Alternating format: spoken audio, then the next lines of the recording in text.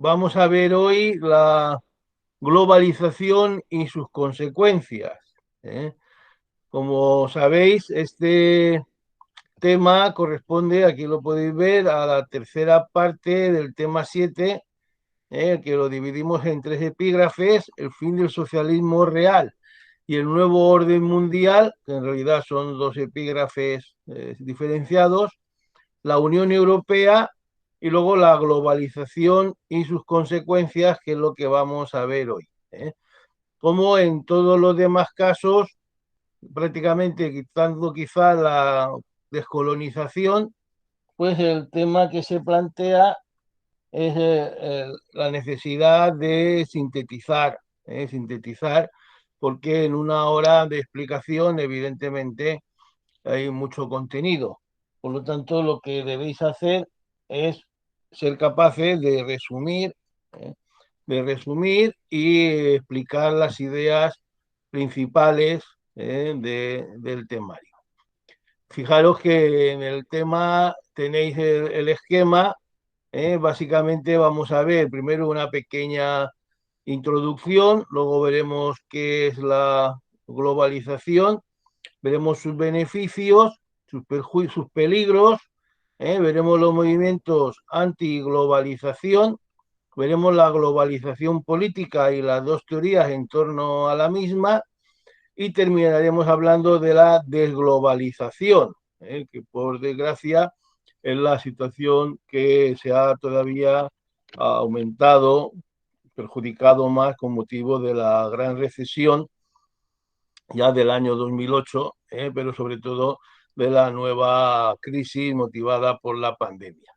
Bueno, fijaros que cuando utilizamos el término globalización es un concepto que de alguna manera podemos comprobar fácilmente que se utiliza con varios significados, pero lo podemos resumir en una frase: que se trata de un proceso de integración, un proceso de integración mundial, sobre todo económica, pero no solo económica. Por eso, como es una integración mundial, algunos autores en algún momento utilizaron como alternativa el término mundialización, ¿eh?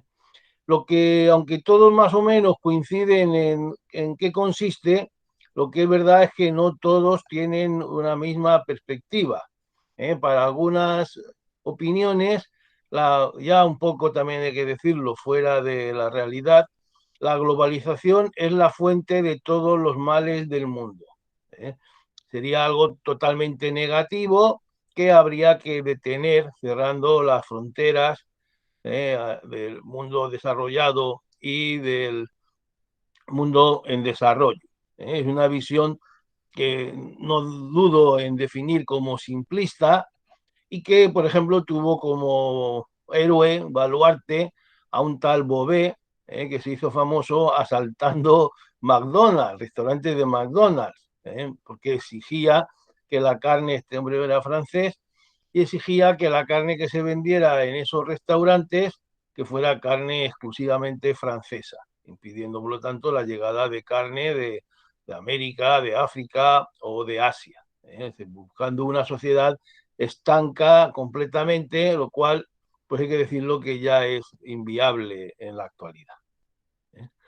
Fijaros que la mayoría de los intelectuales, incluso de izquierdas, hoy ya no pretenden detener la globalización y volver a un mundo cerrado, sino que lo que intentan es controlar el proceso, limitando sus efectos perniciosos y favoreciendo los efectos positivos.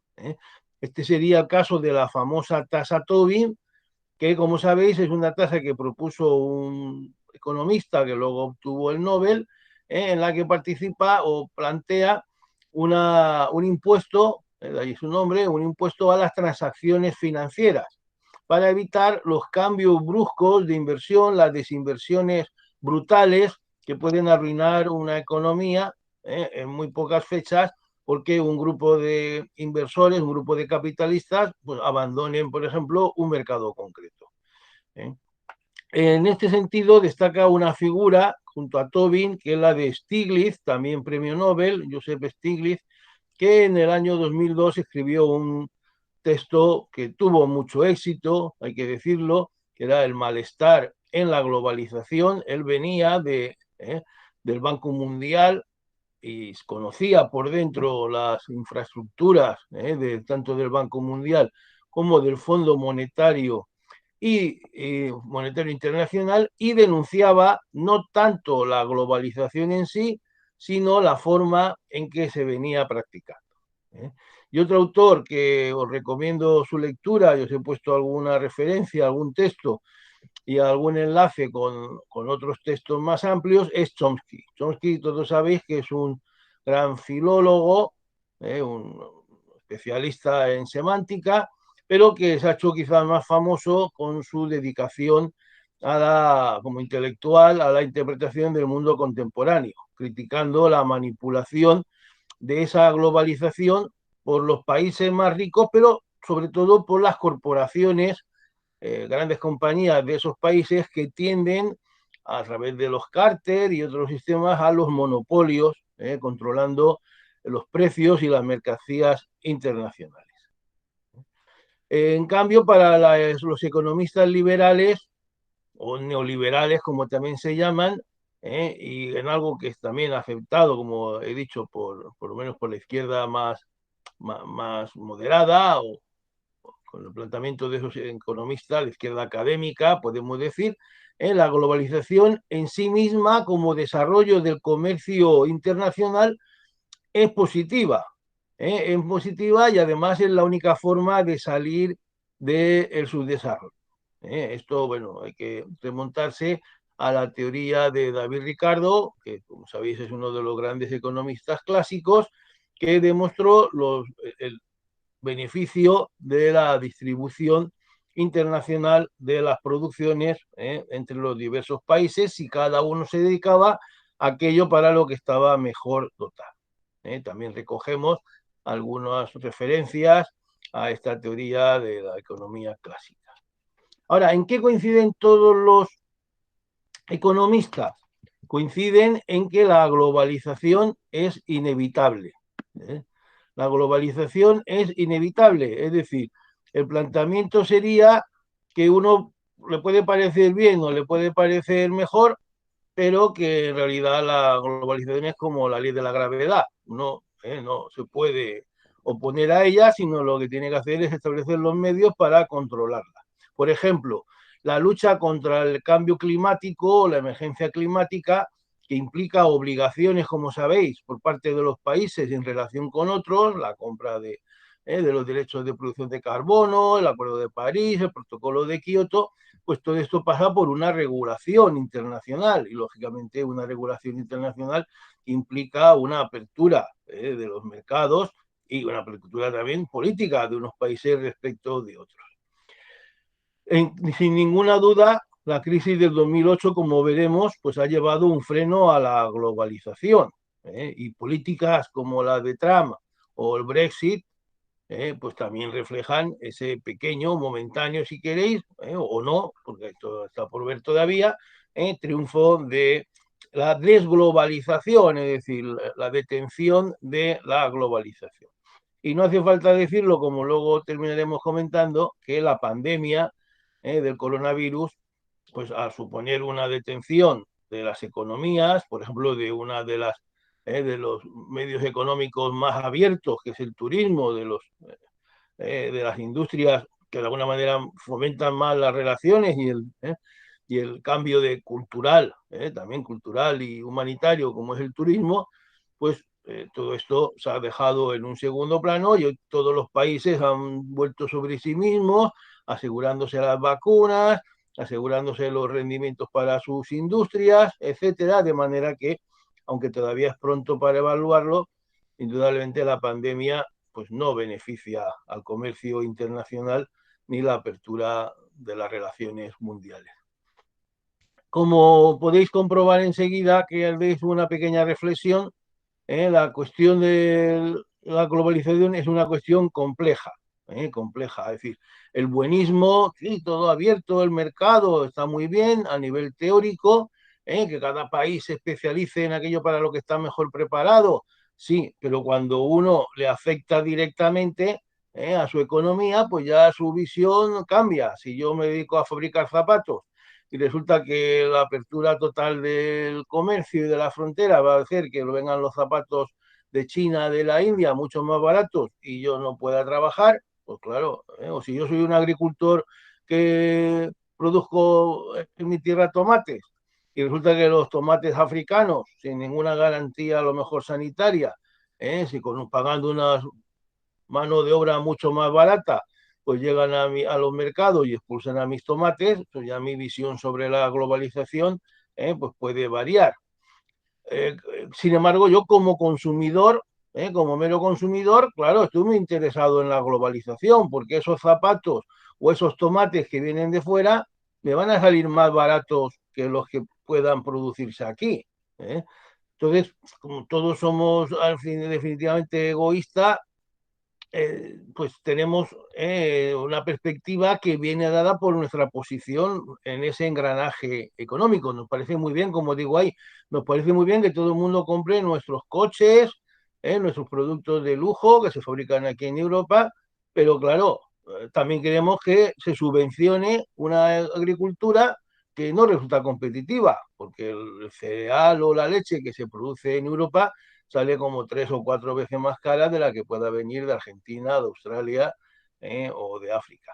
Entonces es una cuestión compleja, no es sencilla, no hay soluciones dogmáticas y la política pues debe alternar un poco entre los intereses de mantener su propio tejido productivo, pero al mismo tiempo también producir un descenso en los precios y una cierta apertura a los mercados exteriores, porque, entre otras cosas, si cerramos los mercados y el tercer mundo se acaba empobreciendo cada vez más, pues uno de los graves problemas que tenemos, que es la migración, pues irá cada vez a más. A medida la migración, lógicamente, las grandes desigualdades favorecen la migración. Entonces, la mejor manera de contenerla en su justa medida, que deberán ser los responsables políticos elegidos democráticamente los que digan cuál es esa justa medida, pero la mejor manera de contenerla obviamente es el desarrollo de ese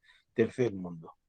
¿Qué es la globalización, por lo tanto? Fijaros que es un proceso de comunicación e interdependencia entre diversos países, unificando mercados, sociedades y culturas.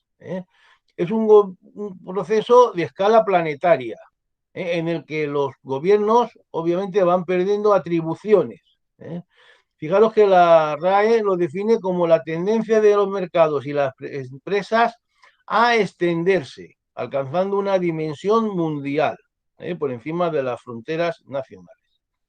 Avilés dice que es una creciente interdependencia económica de los países del mundo, interdependencia económica de los países causada por un incremento del comercio y de los flujos de capitales, pero también por una difusión de la tecnología. Fijaros que evidentemente la globalización es un proceso o se debe a una evolución tecnológica.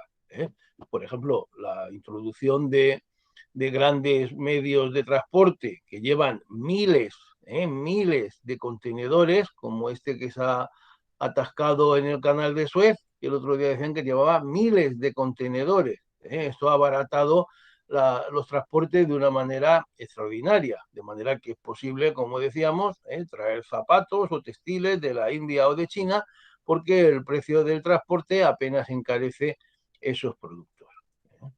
Y no es posible, como dice Avilés, una economía nacional cerrada, porque quedaría al margen de todo progreso y pronto se quedaría obsoleta y atrasada. Fijaros que Tamames, en la nota que os cito, dice que aunque pueda parecer otra cosa, la globalización no es un fenómeno de hoy. Ya los españoles y los portugueses se repartieron el mundo, como sabéis, en el Tratado de Tordesillas, a finales del siglo XV, y hoy día se ha suprimido las barreras y estamos ya en un mercado totalmente global. Hoy ya la globalización es algo arraigado. Pero ya lo decía Ortega, lo decía McLuhan. Ortega habló de la mundialización hace 70 años. Pero fijaros que el comercio ha crecido, como dice Tamames, más que el incremento del Producto Interior Bruto. Lo cual quiere decir que las economías cada vez están más relacionadas. ¿eh? Por lo tanto, estamos ante un proceso histórico resultado, como decíamos, de la innovación y del progreso tecnológico. ¿eh? Una creciente integración de las economías que conlleva también un desplazamiento de personas, de conocimientos, que es la tecnología, y abarca aspectos como la cultura, los políticos, o por ejemplo el medio ambiente. No se puede enfrentarse a los problemas medioambientales desde una perspectiva nacional, porque no sé, que se produzca un deshielo en el Ártico, pues es una cosa que desde Francia o desde España no se puede solucionar, tiene que ser una solución global. Y como decimos, los conocimientos hoy, la tecnología de los móviles, de la internet, de la informática, etcétera, son innovaciones que tienen una repercusión mundial enseguida, inmediata.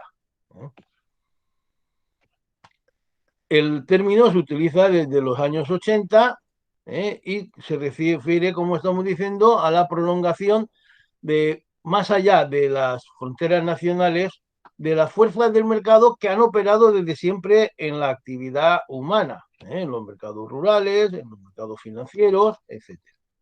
Fijaros que Marx, a pesar de que él escribió esta obra, el Manifiesto Comunista, todavía en un momento en que estaba incipiente el desarrollo industrial, estaba limitado en ese momento solo a Inglaterra, Estados Unidos y algunas partes de Europa, pero ya percibió la relación entre desarrollo industrial y imperialismo, un imperialismo no solo político. Fijaros lo que dice, el bajo precio de las mercancías de la burguesía de esos países desarrollados es la artillería pesada con la que se derrumban las murallas de China, con las que se obliga a capitular a las tribus bárbaras más ariscas en su odio contra el extranjero.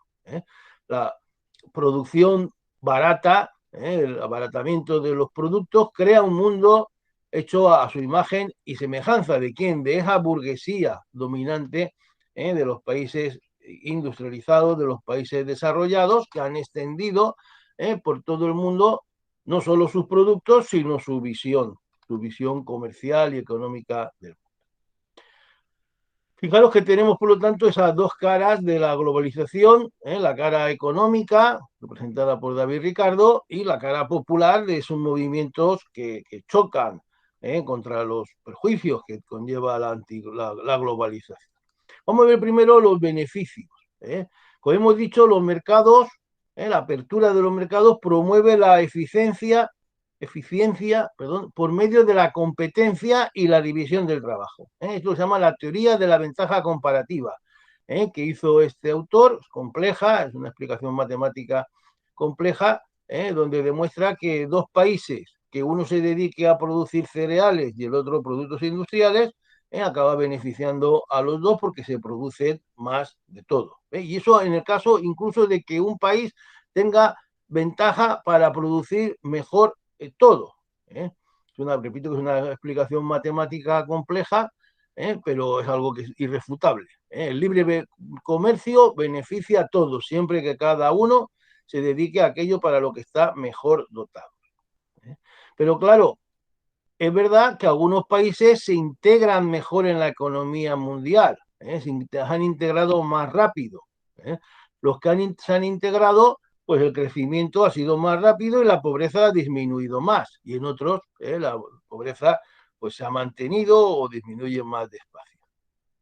Por ejemplo, hoy es irrefutable que la mayor parte de los países de Asia Oriental, países y del sur, que se encontraban hace 40 años la pobreza, la imagen de la pobreza era un chino o un hindú, por ejemplo, pues hoy se han convertido en países prósperos, países dinámicos que avanzan de una manera rápida hacia unos niveles de calidad de vida similares a los occidentales.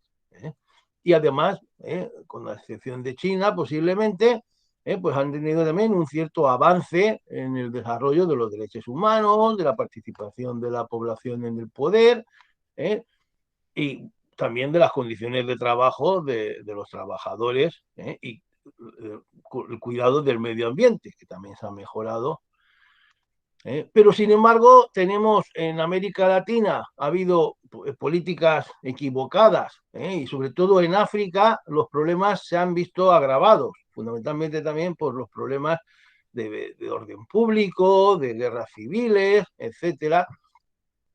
Hoy se está produciendo una cierta transformación, pero indudablemente, si América Latina se puede decir que está un tanto estancada, el problema hoy de la pobreza es África, como veremos.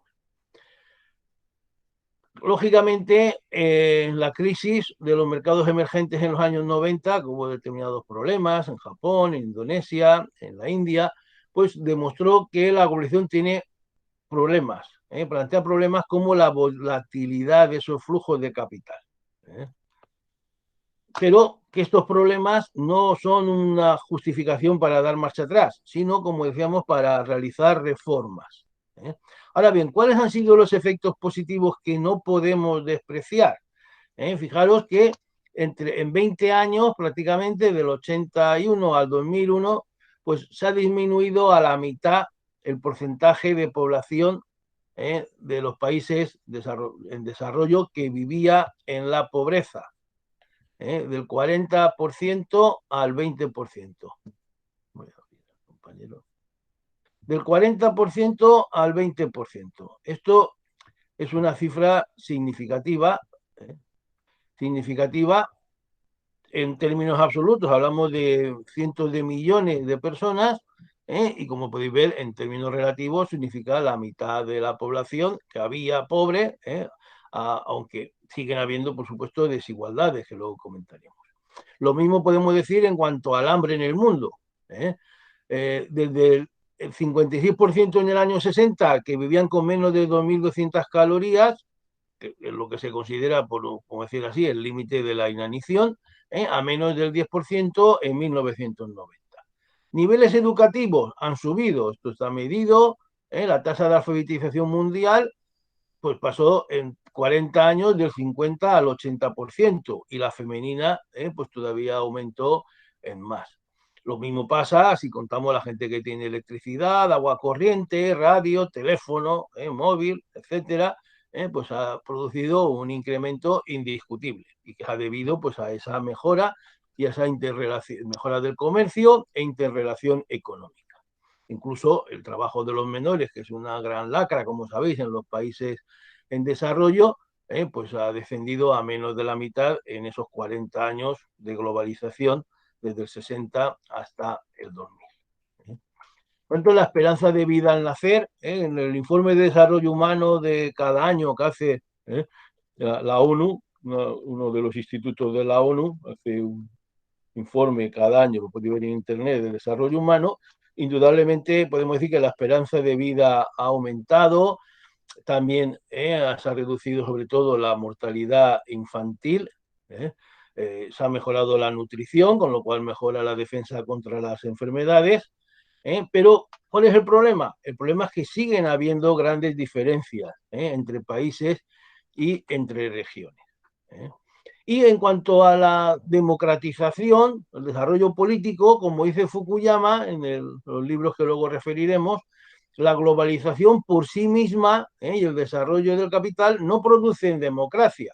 Ahora bien, el desarrollo económico, que es el resultado de la globalización, crea una clase media. Y esa clase media es la que va a facilitar la democracia. Y él dice, ningún país que haya superado determinado nivel de renta, que él establece en 6.000 euros del año 92, ha vuelto al autoritarismo.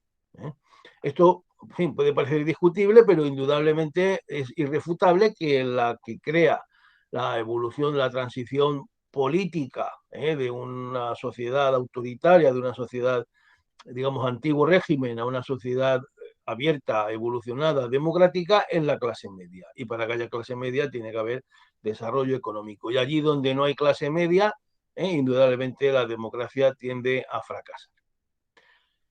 Por lo tanto, no se puede discutir que la pobreza ha disminuido en todas sus dimensiones, que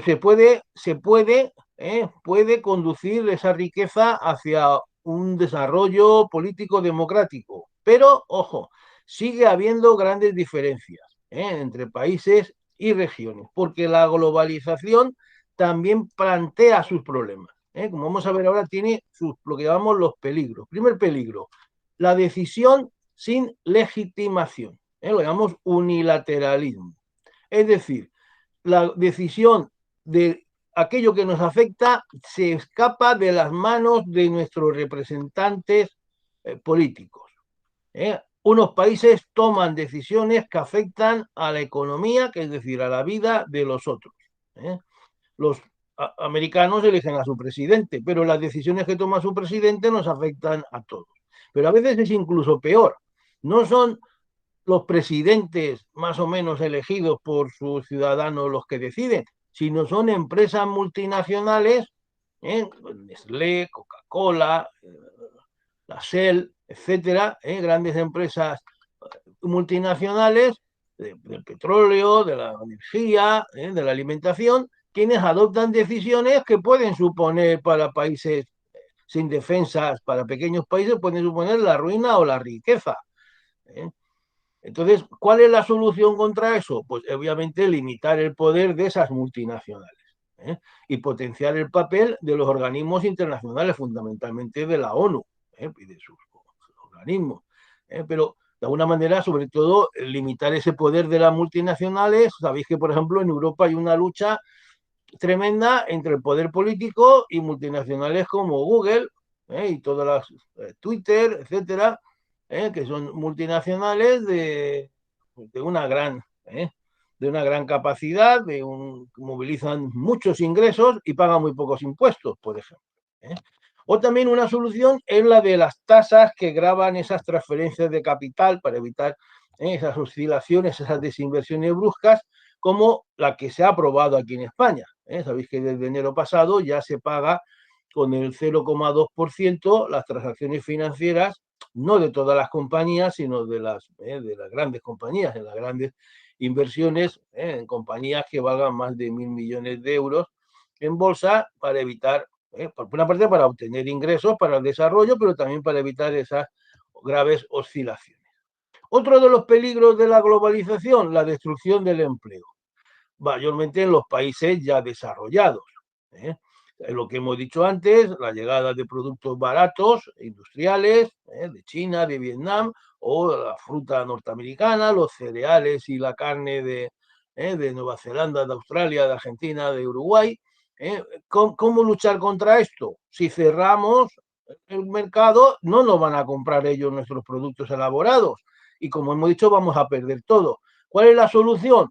La solución es dedicar nuestra mano de obra a aquellas producciones en las que tengamos ventaja comparativa. Nuevas tecnologías, diseño, etcétera. Pero claro, esto es más fácil de decir que de hacer. Y el cambio no es fácil. ¿Por qué no es fácil? Porque hay problemas territoriales. Hay lugares es que no pueden hacer ordenadores porque allí lo que pueden hacer son tomates.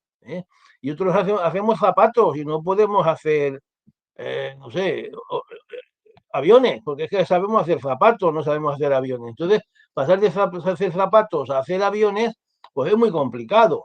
Y luego hay personas que ya tienen una edad y una capacidad que no va a los 60 años o a los 50 años, no va a empezar a dejar de ser zapatero y ponerse a ser ingeniero electrónico. ¿Por qué no? Porque esto es imposible, simplemente es imposible. Entonces hay problemas territoriales y problemas personales. Y esto tiene a veces muchas dificultades de adaptación. Fijaros que es el problema del agua. Aquí decían, es que el agua el agua de trasvase se utiliza en campos de golf. Es que hay que usarla en campos de golf, porque regar tomates cuando en Marruecos o en Argelia hacen los tomates a la cuarta parte del precio es nadar contra corriente. Sin embargo, un hectómetro cúbico de agua invertido en un campo de golf pues, produce 10 veces más que invertido en tomates.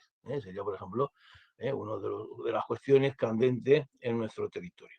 Por lo tanto, la solución no es el aislamiento, sino la inversión en esos sectores que podemos tener ventaja en educación, en investigación, en tecnología, en diseño. Pero claro, repito que esto es fácil de decir, y sin embargo pues es complejo de ejecutar. Otro de los problemas es el dumping social o ecológico. Es lo mismo en dos versiones. ¿Por qué? Porque esa deslocalización, es decir, yo hago los zapatos en Elda y ahora me los llevo a hacer en la India, claro, eso puede tener su trampa. ¿Cuál es la trampa? Que resulta que en Elda el trabajador trabaja 36 horas a la semana y en la India es que trabaja 80 horas. Es que aquí se empieza a trabajar a los 16 años y es que allí trabajan niños de 12 años. Acordaros la famosa campaña contra Nike o Nike, que fabricaban los balones de fútbol que hacían niños pequeños, y que ellos llevó a cabo una campaña mundial para que se asegurara, esa marca se asegurara de que no había explotación. Y esto lo hemos vivido prácticamente con todas las marcas, porque pues está claro que eso supone un dumping, es decir, supone una perversión, una trampa. Lo mismo pasa con el medio natural. Aquí una empresa tiene que defender, tiene que proteger el medio natural. Hay sistemas públicos de vigilancia, autorizaciones, etcétera, mientras que se va a la India y a lo mejor allí pues, está destruyendo el medio natural y claro, eso le permite hacer el producto más barato. ¿Qué se puede hacer contra esto? Pues las exigencias. Como hemos dicho antes, las campañas en manos a veces de la ONG, que los consumidores exigen la verificación de que no hay explotación del trabajo infantil, de que no hay un abuso en las relaciones de producción. Y lógicamente también que los propios gobiernos también se impliquen en la garantía de esos derechos sociales y del medio ambiente, muy importante. Y el gran problema, como ya hemos anticipado, es el crecimiento desigual. ¿eh? La pobreza, como hemos dicho, es indudable. Ha bajado entre el 90 y el 2018 a menos de la cuarta parte, del 36 al 8,5%. Es lo que se llama la pobreza extrema, los que viven con menos de $1,50 al día. Pero el problema está muy focalizado también, porque esa cifra del 8,5% es una cifra de pobreza mundial, que en fin, quitando los países ricos, donde es muy pequeña, Europa y América del Norte, en el resto del mundo pues puede haber el 15, el 5, para que dé el 8,5 de media. Pero en el África subsahariana, es decir, los países situados al sur del gran desierto del Sáhara, hasta Sudáfrica, que ya dijimos el otro día que tenía una renta per cápita aproximada o aproximándose al mundo desarrollado o en desarrollo, pero todo ese paquete de en medio, diríamos, el África ecuatorial, pues sigue estando en el 40% de tasa de pobreza extrema. No se produce industrialmente prácticamente nada y como sabéis, pues viven en el comercio mundial pues, únicamente de la exportación de materias primas. Esto ha hecho que la brecha entre los países ricos y pobres y entre los sectores ricos y pobres dentro de cada país se haya ampliado.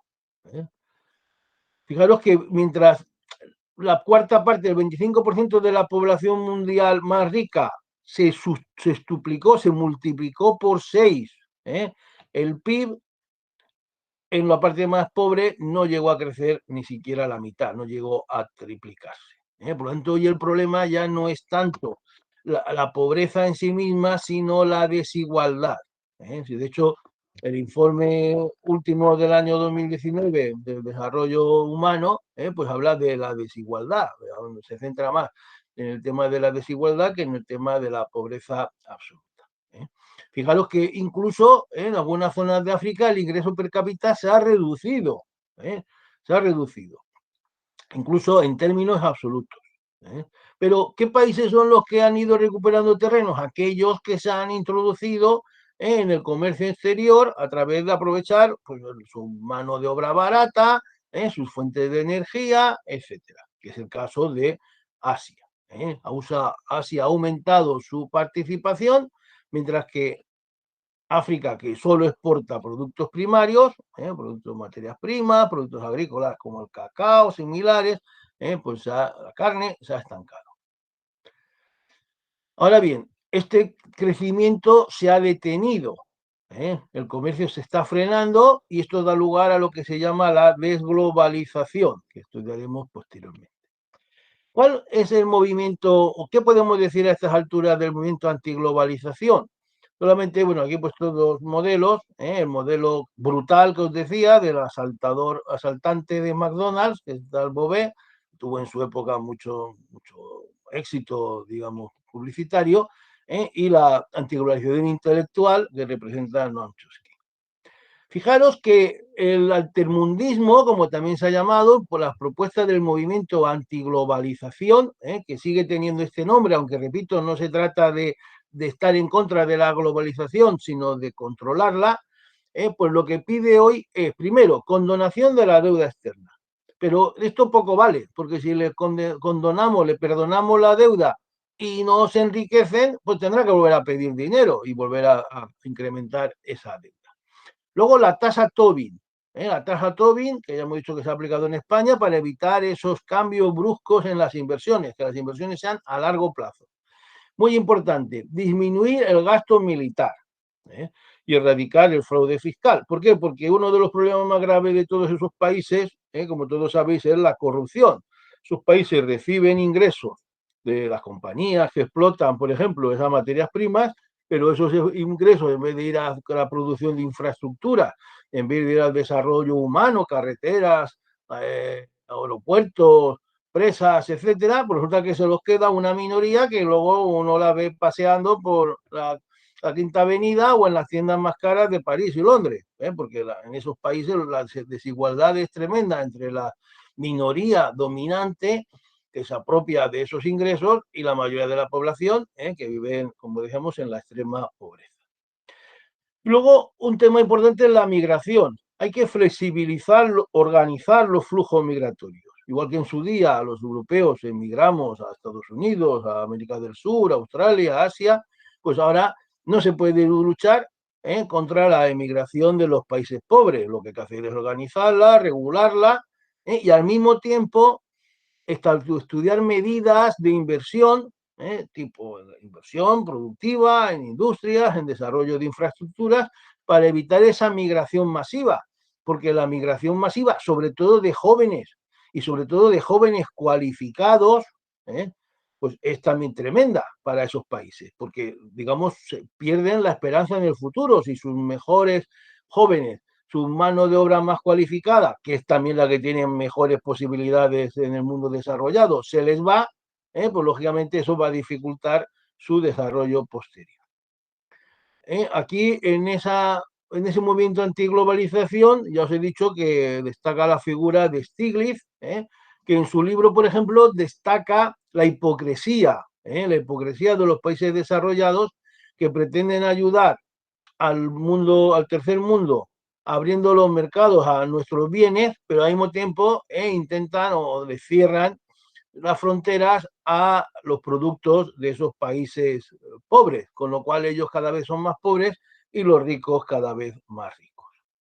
Tamames nos dice que Stiglitz se sitúa entre los dos foros. El foro de Davos, como sabéis, de los multimillonarios que analizan el futuro y actúan para conseguir un futuro mejor o mejor para ellos, y el foro de Porto Alegre, que sabéis que es el foro de los movimientos populares de antiglobalización, y al mismo tiempo, en este sentido, Stiglitz y los que siguen esta postura sería como un puente entre ambas posturas. Lo dice Tamames, lo cual hace pensar que entre Davos y Porto Alegre se están tendiendo puentes, porque hay que hacer reformas, pero no se puede anular la globalización, sino hacer reformas para que esos países menos desarrollados puedan beneficiarse de la misma. Aquí tenéis a James Tobin, que habla de que, en fin, explica lo que es su tasa, que busca esa desinversión producida por las inversiones a corto plazo, pero dice muy claro en algunas entrevistas que se han publicado que los problemas y en libros, que los problemas de la globalización no se resuelven deteniéndola, porque beneficia a todos los países. Lo que hay que hacer es regularla. Como dice él, el dejar a esos países de golpe sin la inversión hace que tengan que subir el precio del dinero, los intereses, y lo cual es desastroso a largo plazo. Y vamos a ver ahora la globalización política, como he dicho. La globalización también tiene esa perspectiva política, el mundo actual, aparte del otro día lo describíamos y ahora vamos a intentar interpretarlo. Y en esa interpretación del mundo globalizado actual hay dos teorías que en los últimos decenios se han extendido y que ofrecen dos visiones un tanto contrapuestas. Por una parte está la visión de Fukuyama. Fukuyama, sabéis que a pesar de su nombre, aunque su origen es evidentemente japonés, es norteamericano de nacimiento, que se ha formado en algunas de las principales universidades, y él plantea que la globalización y el fin del comunismo, porque él escribe este libro después de la caída del socialismo real, llevan a un mundo homogéneo, un mundo con iguales gustos, con iguales aspiraciones, consumista, democrático y neoliberal. Para él esto supone lo que llama el fin de la historia, en cuanto que la historia como proceso hacia una sociedad mejor ya no puede avanzar más, porque ha encontrado, por decir así, su objetivo. Él recoge, como sabéis, y como digo en los apuntes, esta opinión de Goethe, que después de la batalla de Jena, en la que las fuerzas populares francesas derrotaron al ejército aristocrático del alemán y austriaco, y él veía que eso era el fin de la historia, es decir, el momento en el que se había conseguido ya, por decir así, la aparición del pueblo como protagonista de la historia. Y lo dice Fukuyama que ese modelo de sociedad al que se aspira ya no tiene alternativa. Ya no tiene alternativa porque el socialismo, el fascismo, las monarquías del antiguo régimen, los sistemas teocráticos, pues ya no son atractivos para nadie y prácticamente ya nadie aspira a ellos. Años después de en fin, la controversia con su maestro, que por cierto fue profesor de él, Huntington, pues Fukuyama dice que si miramos más allá de la democracia y los mercados liberales, ya vimos en el año 89 que no había nada a lo que pudieran aspirar en los pueblos.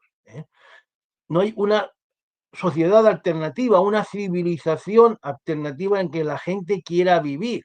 La gente no quiere volver a una monarquía con Felipe II.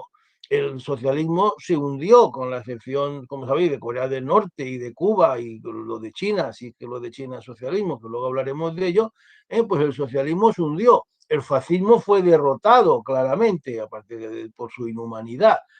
Y ya el autoritarismo tiene, o por lo menos tenía en ese momento, muy poco atractivo, aunque tiene todavía, como sabéis, su campo de atracción.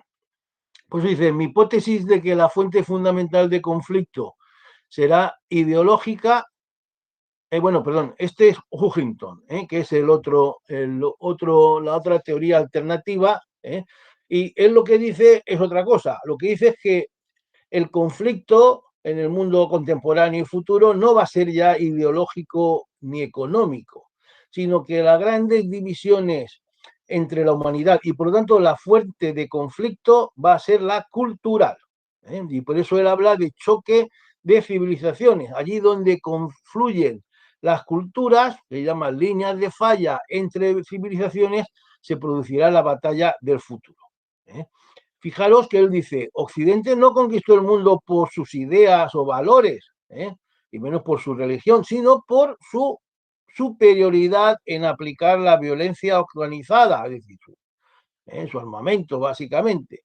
Esto lo olvidamos los occidentales, pero los no occidentales dicen nunca lo olvidan. Claro, esta teoría de Huntington tuvo mucho éxito, sobre todo, fue releída, reactualizada a raíz de el ataque a las Torres Gemelas, donde se materializó de alguna manera, se evidenció el choque entre el islamismo radical y Occidente.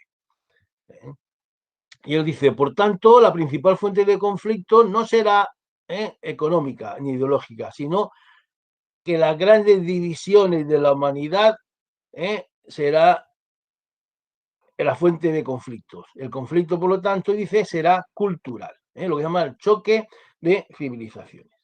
Ahora bien, después del enfrentamiento de Occidente, de Bush, la invasión de Afganistán, la ocupación de Irak también, todo lo que ya estudiamos el otro día y que de alguna manera podría hacer pensar que Huntington tiene razón, pues vino la primavera árabe. La primavera árabe reactualizó el pensamiento de Fukuyama. Fukuyama dice, lo que vemos, es decir, esos pueblos que están luchando contra sus autocracias, contra los gobiernos militares y autoritarios, vemos masas que se movilizan porque no aguantan ya vivir bajo las dictaduras. Y lo que quieren es la democracia en el sentido occidental. Claro, y le preguntan en esa entrevista qué pasa con China. ¿Qué pasa con China si China, como sabéis, con un sistema capitalista pero sin democracia, en manos del Partido Comunista único, si es un modelo alternativo al occidental. Y él dice, China no es una excepción. Dice, la diferencia es que la clase dirigente china es más eficaz y más inteligente, y más despiadada, si queréis decirlo así también, porque recordad los de Tiananmen, y ha sabido generar crecimiento y empleo, y no tiene el problema de una juventud instruida, porque toda la juventud, hemos dicho que se ha alfabetizado en todo el mundo, y parada, como en el mundo árabe. Por tanto, no hay una diferencia cultural de fondo entre los chinos y el resto del mundo. Es decir, que en su opinión, pues también en China llegará un momento que se aspire por parte de esa burguesía que se va creando a una evolución política. Dice, aunque queden países y grupos partidarios del marxismo y la economía, países, pues Cuba, Corea del Norte, y otros anclados en una sociedad medieval teocrática, que sería Arabia Saudí, los talibanes, el ISIS, pues dice, me parece que estos regímenes pueden suponer, no parece que estos regímenes puedan suponer una alternativa a la expansión de la democracia, sea en su vertiente conservadora, liberal o socialdemócrata, que serían las tres visiones que podemos hacer. Entonces, todo hace pensar que la globalización política puede avanzar, que seguirá en el futuro, o no, porque el futuro nunca deja de ser imprevisible. Por lo tanto, nosotros no ofrecemos soluciones dogmáticas, sino lo que pedimos es que hagáis las lecturas que se proponen, también entrando a las páginas web que se proponen y tengáis vuestra propia reflexión sobre estas dos visiones. La de Huntington, que implica que por debajo de las relaciones económicas, las culturas tienden a mantenerse invariables y a enfrentarse por prevalecer. Él centra pues, en los enfrentamientos entre los chinos y los hindúes, entre los musulmanes y los chinos, que también sabéis que hay zonas de fricción, entre el Islam y Occidente. Él incluso diferencia dentro de Occidente, separa lo que sería el mundo ibérico, hispano-portugués, América del Sur, de América del Norte, también habla de un enfrentamiento, de hecho, era contrario a la migración de sudamericanos y centroamericanos a Estados Unidos, porque decía que llegaría el momento que hablaría más castellano que inglés y que se controlaría la sociedad por esa cultura, es decir, por la cultura, por decir así, de los migrantes, invasiva. Pero claro, yo decía, ojo, que estos son los que nosotros tiramos, porque todos sabéis que gran parte de Norteamérica, de Estados Unidos, fue expropiado, fue conquistado y se le quitó a México, prácticamente por la mitad occidental de Estados Unidos, sobre todo la zona de California, Nuevo México, Arizona, todo eso se le conquistó a México en una guerra y por lo tanto dice, vienen como a recuperar lo que era suyo. Este hombre murió ya y tenía una visión bastante, en el fondo, bastante racista, y fue criticado, porque dividía el mundo en estancos, en sociedades estancadas, que no podían, por decir así, que eran diferentes y tenían que ser diferentes, o él consideraba que iban a ser diferentes eternamente.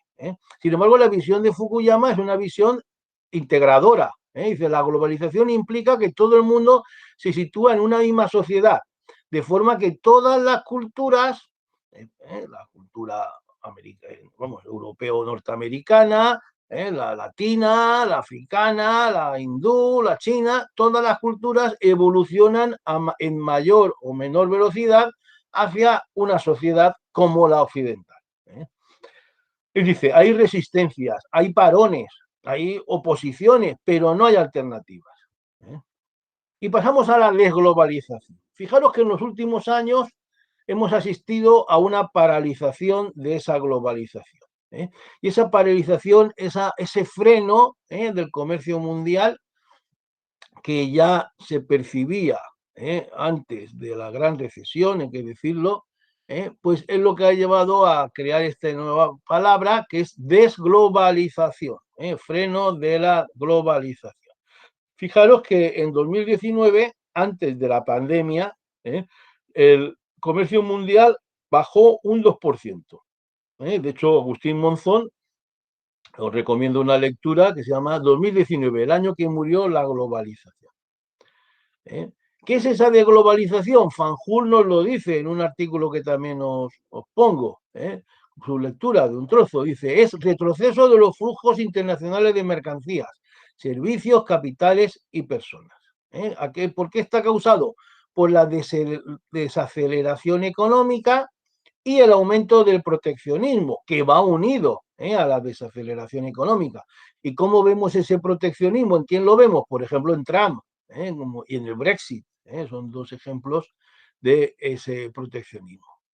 También nos lo dice Joaquín Estefanía. Las guerras comerciales no son solo entre Estados Unidos y China, sino que sabéis que también han llegado a Europa. Él cita la directora del Fondo Monetario Internacional que habla de que la escalada proteccionista amenaza con efectos a largo plazo que podrían lastrar la economía de toda una generación. Y habla de un nuevo muro de Berlín digital, es decir, que los países tengan que elegir entre sistemas tecnológicos alternativos, el chino o el americano, por ejemplo. Y la valoración de Estefanía de este proceso de desglobalización no puede ser sino negativa. ¿Por qué? Porque él, que es un intelectual de izquierda, como sabéis, es un editorialista famoso del país, pues dice que a escala mundial la globalización habría reducido la desigualdad y sacado de la pobreza estructural a miles de millones de personas. Por lo tanto, todo freno, todo parón, toda vuelta atrás de esa globalización no puede ser sino negativa. Ahora bien, no pensemos que se debe solo a la crisis. Fijaros que en 2005 un sociólogo filipino, Walden Bello, pues escribió ya un libro en el que hablaba, inventaba de hecho este término, hablaba de este freno de la globalización. En un momento que ni había recesión todavía, porque sabéis que la recesión del 2008, bueno, se puede anticipar al 2007, pero no desde luego al 2005, no tenían ni idea, ni Donald Trump había ganado las elecciones, ni se hablaba del Brexit. Y él ya veía que se venía encima ese freno al comercio mundial y a la globalización. Obviamente la gran recesión de 2008 ha contribuido a que muchos mercados reduzcan su apertura al exterior. Y el ejemplo más claro fue el de la política de Trump. Trump, como sabéis, renegoció el tratado con México, presionó a las empresas de automóviles para que produjeran menos en México y más en Estados Unidos, llevó una guerra arancelaria brutal contra China, a la que acusaba de dumping económico y social, y como sabéis, esto se debía fundamentalmente a unas razones también electorales, y es que él estaba comprometido con unos sectores determinados, de unos territorios determinados, donde la globalización había repercutido muy negativamente, y esa América profunda, como sabéis, esos trabajadores, incluso a pesar de que era republicano, esos trabajadores de esas empresas más afectadas, pues fueron los que le dieron un mayor apoyo electoral. Y él, como quería repetir, aunque no ha podido hacerlo, pero sabéis que apoyó esas industrias de alguna manera ya desfasadas, si queréis, o atrasadas o no rentables, pero intentó, como pudo, detener esa globalización y favorecer a esos sectores de esos territorios. Alicia García Herrero nos explica cómo se ha dado el tránsito de la globalización a la deglobalización. Desde 2018 dice que el comercio mundial se ha deteriorado tanto en valor como en volumen. Y se ha detenido la cadena de suministro. La incertidumbre económica ha favorecido este hecho y hay desconfianza en el mercado. Entonces, esto ha llevado a una huida masiva de China y de Asia hacia los países de origen, de la producción, de los capitales, que por diversas razones, realmente por esa guerra comercial de Estados Unidos con China y con Vietnam y otros países que vendían los productos muy baratos, pues ha llevado a esa desglobalización en la que también estarían los europeos. Y el Brexit, que también lo hemos estudiado, pues indudablemente responde a la misma situación. Los británicos votaron a favor de salir de la Unión Europea. ¿Por qué? Porque rechazaban una mayor integración con la Europa menos desarrollada y la inmigración, la famosa inmigración de los polacos, de los rumanos, de los búlgaros, que consideraban que era negativa para su mano de obra. Y han buscado pues, recuperar su capacidad de decisión, cerrarse a sí mismos, sustrayéndose a la gestión de los políticos de la Unión Europea. Claro, este pensamiento euroescéptico, como se llama, o antieuropeo, como sabéis, también hay muchos partidos de izquierda y sobre todo de extrema derecha que están contra la continuación de la Unión Europea y, lógicamente, es un pensamiento antiglobalización.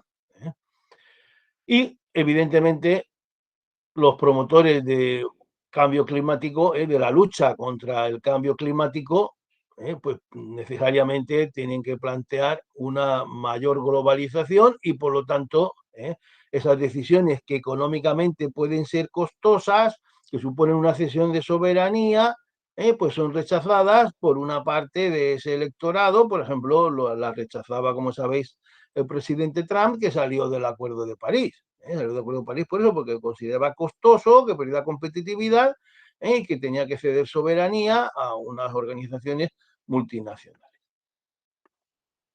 ¿Y qué pasa con la pandemia? Con esto vamos a ir terminando. Pues con la pandemia, lógicamente, ha profundizado en esa desglobalización. Al hundirse la economía, los países tienden a incrementar las políticas proteccionistas, de manera que en este momento, que todavía no tenemos la perspectiva de cómo va a evolucionar, pero no podemos dejar de pensar que la pandemia va a profundizar en esa desglobalización. Vamos a concluir. Primero, la globalización, por lo tanto, concebida como integración económica mundial, con todos sus defectos, limitando los perniciosos y potenciando los beneficiosos, debe ser mantenida en el futuro. En esa línea están todos los políticos, podemos decir, y la práctica totalidad de los intelectuales, de los pensadores sobre la cuestión. Porque no hacerlo así será negativo para todos. Evidentemente, la económica lleva a la cultural y luego puede llevar a la política. Y esa será la manera de evitar un choque de civilizaciones. Pero en el momento actual, la globalización ha perdido impulso. La desglobalización es una realidad que se manifiesta en esa política de Trump, que no ha continuado en el poder y todavía no sabemos lo que su sucesor hará al respecto, pero en el Brexit, como hemos dicho, que son muestras claras de ese auge actual de la desglobalización. La nueva crisis de la pandemia y el retroceso económico ha incrementado este proceso de desglobalización. La lucha contra el cambio climático, con lo que supone de coste económico, con lo que supone de pérdida de soberanía de decisión para algunos países, pues tendrá dificultades. En un momento de crisis económica, pues es lógico que haya más problemas para dedicar recursos a cuestiones como la emergencia climática, que, bueno, la palabra fuerte, ¿no? Emergencia climática, pero claro, no es tan emergencia como la pandemia y como la crisis económica que se avecina a continuación. En la cuestión política, cuestiones como la primavera árabe nos demuestran que el mundo sigue de alguna manera en evolución. Si todos esos países que están en algunos ha triunfado, en la mayoría no ha triunfado, pero en todos hay malestar, hay dictaduras que intentan retener las aspiraciones, como el caso de Siria, como el caso de Egipto. Hay países muy cerrados que se tienen que ir abiertos, como el caso de Arabia Saudí, los Emiratos Árabes.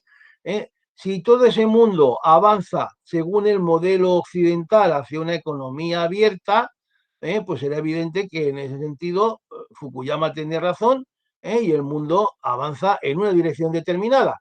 Otra cosa es que unos avancen más despacio y otros más a prisa, pero sin choque frontal. Pero si por el contrario esos países acaban en manos de grupos teocráticos, fundamentalistas como el Daesh, involucionistas como los más intransigentes islamistas de, por ejemplo, de Irán, o que también los hay en Arabia Saudí, pues entonces, ¿qué es lo que puede pasar? Que el choque de civilizaciones de Oriente y Occidente puede ser, como digo aquí, una posibilidad de trágicas consecuencias. ¿Y qué pasa con China? Lo que hemos dicho, la duda es si China, con ese progreso económico, que también tenía sus problemas, y el otro día lo comentábamos, que iba perdiendo competitividad, sin democracia pluripartidista, si será capaz de contener la apetencia de poder y de libertad y de participación en las decisiones de esa clase burguesa que se ha creado, o si se va a convertir en un estado burocrático donde esa gestión, esa minoría de gestión, pues sustituya al Partido Comunista. Es decir, que el Partido Comunista, en vez de ser un partido ideológico, se convierte simplemente en un mecanismo burocrático de gestión. Como podéis ver, todo está relacionado. Globalización, desglobalización, las luchas religiosas y revoluciones en diversas partes del mundo, la crisis económica y el coronavirus, la lucha contra el cambio climático, el Brexit, todo está metido en esta complejo proceso de desglobalización o globalización, en ese desarrollo humano, en ese mundo que, aunque en ese sentido Fukuyama dijo que la historia había terminado, pero en otro sentido la historia se mantiene viva, los países siguen evolucionando y las sociedades pues siguen pretendiendo lógicamente el progreso económico, social y político. Como podéis ver aquí no ofrecemos, en este tema no hemos ofrecido, como decía antes, verdades dogmáticas, solo queremos que seáis capaces de reflexionar, que sinteticéis toda esta extensa explicación, que comprendáis los términos que hemos utilizado: globalización, antiglobalización, lucha de civilizaciones, teoría de Fukuyama, de fin de la historia, y por fin el problema de la actual desglobalización, como hemos dicho, incrementada por esa crisis económica de la gran recesión de 2008 y la actual de la pandemia. Lo que el mundo nos ofrezca en el futuro, pues no lo sabemos.